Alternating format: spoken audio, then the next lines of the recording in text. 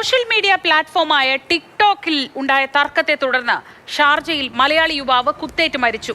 കണ്ണൂർ പഴയങ്ങാട് സ്വദേശി ഇസ്മായിൽ പൊന്നനാണ് മരിച്ചത്. കൊല്ലം സ്വദേശിയായ പ്രതിയടക്കം 4 പേരെ ഷാർജ പോലീസ് കസ്റ്റഡിയിലെടുത്തു.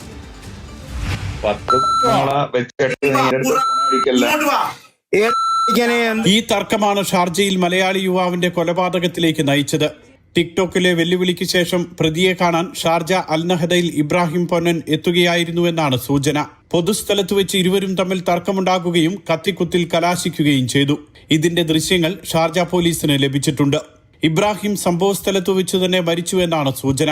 വർഷങ്ങളായി ദുബായിൽ ജോലി ചെയ്തു വരികയായിരുന്നു 40 വയസ്സുള്ള ഇബ്രാഹിം പൊന്നൻ. ഭാര്യയും മക്കളും നാട്ടിലാണ്. ഇബ്രാഹിമിന്റെ സഹോദരൻ ജുബൈറും ദുബായിൽ തന്നെയാണ് ജോലി ചെയ്യുന്നത്. ടിക്ടോക്കിൽ വെല്ലുവിളി നടത്തിയ കൊല്ലം സ്വദേശിയാണ് കേസിലെ മുഖ്യപ്രതി എന്നാണ് സൂചന.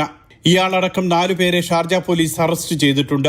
ഷാർജയിലെ ബുഹൈറ പോലീസാണ് തുടർ നടപടികൾ സ്വീകരിച്ചത്. അൽകാസ്മിയ ആശുപത്രിയിൽ സൂക്ഷിച്ചിരിക്കുന്ന മൃതദേഹം നടപടികൾ പൂർത്തിയാക്കി നാട്ടിലേക്ക് കൊണ്ടുപോകും. Mathrubhumi news, Sharjah.